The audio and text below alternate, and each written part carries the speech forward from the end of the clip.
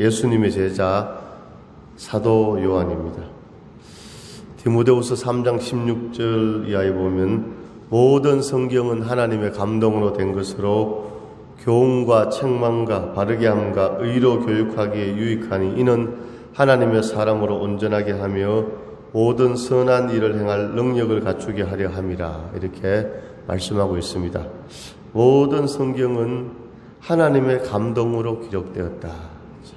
예수님의 제자 요한이 기록을 했지만도 바로 하나님의 말씀이죠.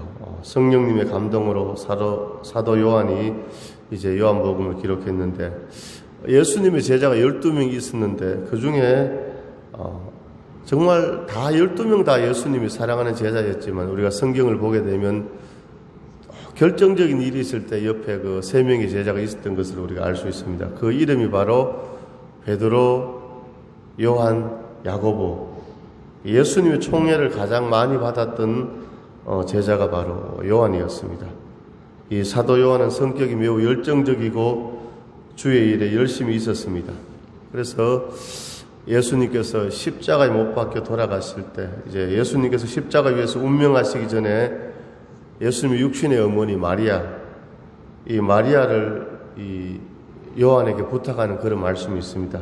요한복음 19장에 보면 예수께서 자기의 어머니와 사랑하시는 제자가 곁에 서 있는 것을 보시고 자기 어머니에게 말씀하시되 여자여 보소서 아들이니이다 하시고, 또 그 제자에게 이르시되 보라 내 어머니라 하신데 그때부터 그 제자가 자기 집에 오시니라.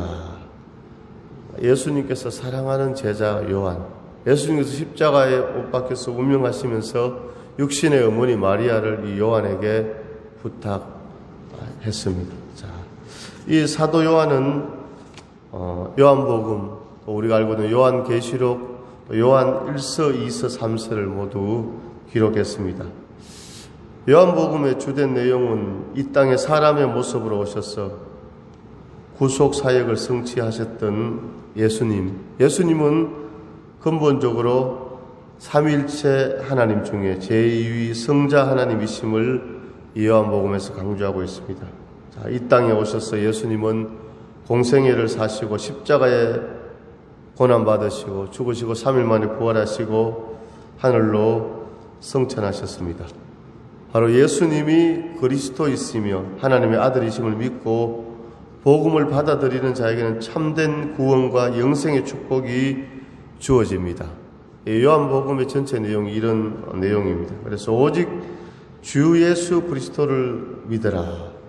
요한복음의 주제를 이제 한번 몇 가지로 이렇게 말씀드리면, 첫 번째는 바로 예수님은 오늘 1장 1절에 태초에 말씀이 계시니라. 이 말씀이 하나님과 함께 계셨으니 이 말씀은 곧 하나님이시니라. 그가 태초에 하나님과 함께 계셨고, 이렇게 말씀하고 있죠. 바로 예수님은 영원전부터 계셨던 말씀, 바로 로고스이시며 친히 세상을 창조하시고 이끄신 분이 바로 예수님이시고, 예수님은 하나님의 독생자이시며 세상 죄를 지고 가는 하나님의 어린 양입니다. 하나님은, 우리가 하나님을 이렇게 표현할 때 여러 가지로 말할 수 있지만 하나님은 근본 사랑이십니다.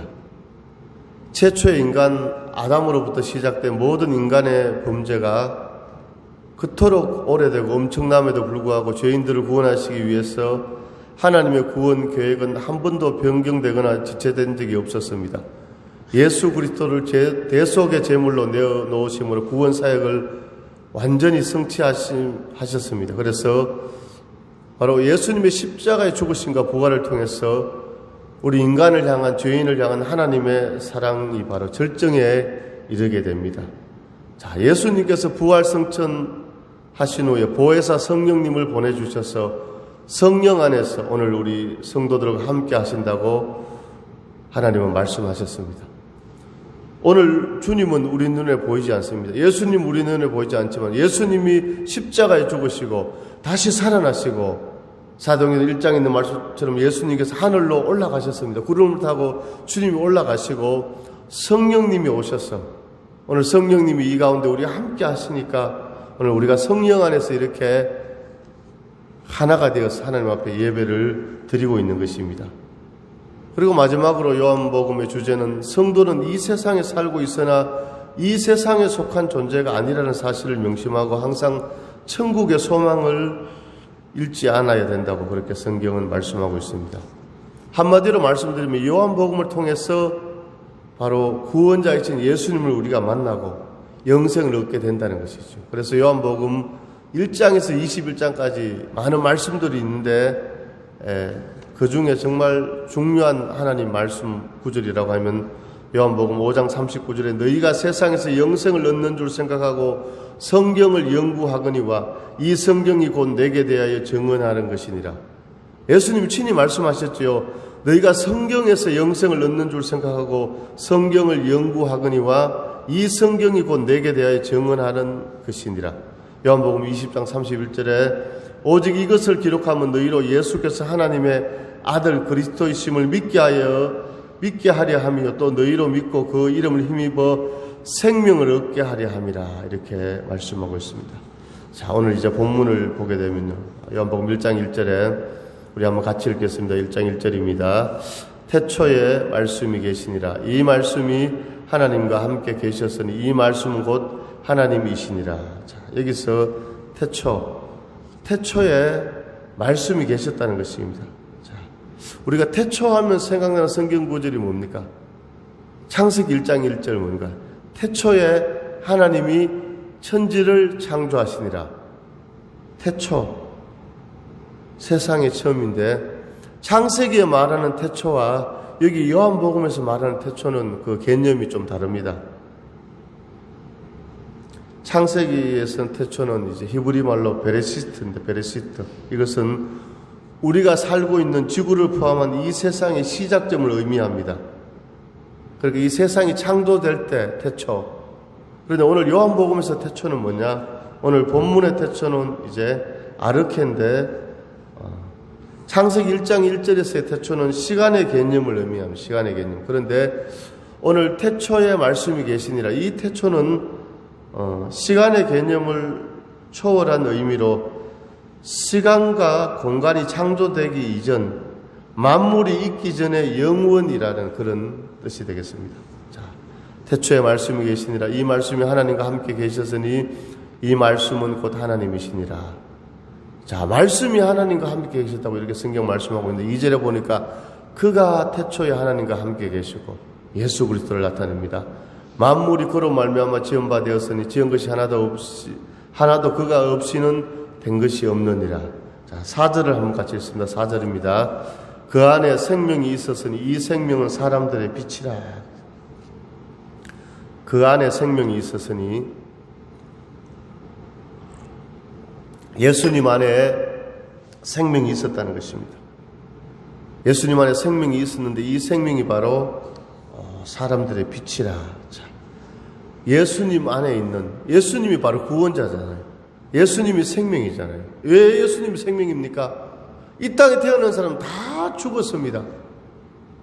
그런데 예수님은 죽음을 뭡니까? 깨뜨리시고 다시 부활하셨잖아요. 다시 살아나셨습니다. 예수님이 살아나셨다. 그것은 바로 우리가 육신은 죽어도 예수를 믿으면 천국에서 영원히 산다는 것을 우리에게 말씀하고 있는 것입니다.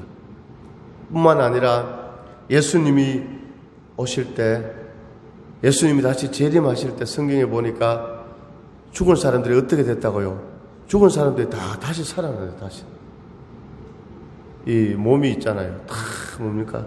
땅에 매장하고 화장을 했는데 다시 살아나는 것입니다. 모든 사람, 이 세상의 모든 사람들이 우리가 살아있을 때 예수님이 오시면 우리가 영화로운 몸으로 변해가지고 공중에 들림받는데 죽은 사람들이 다 살아나는 겁니다.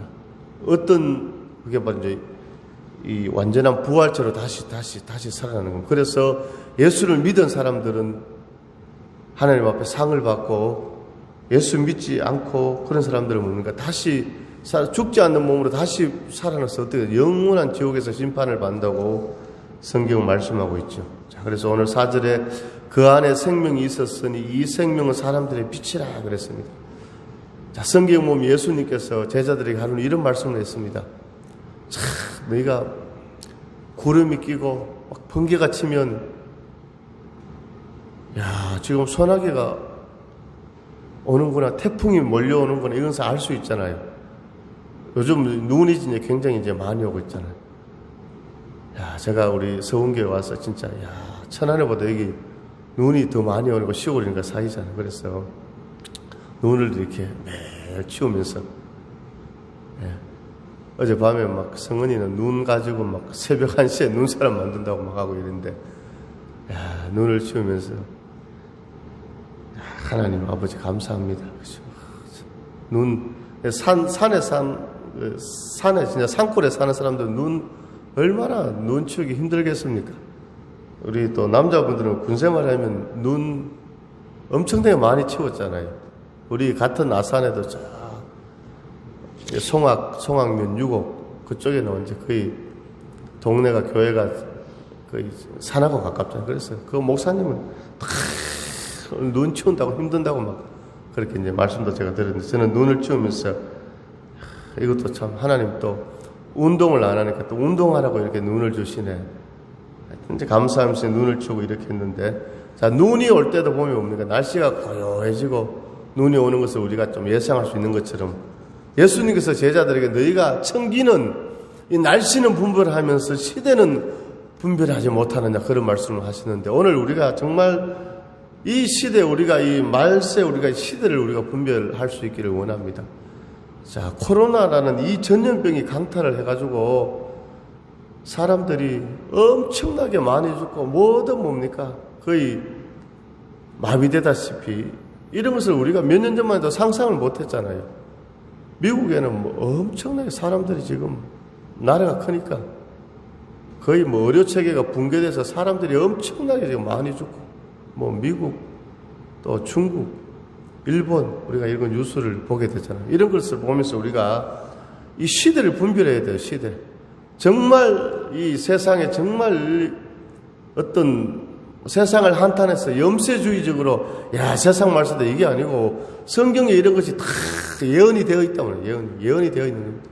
말세가 되면 될수록 뭡니까? 이런 전염병, 고통 이런 것이 뭡니까? 다 심해진다는 것이죠. 이럴 때 우리는 더 우리가 영적으로 깨어나야 됩니다.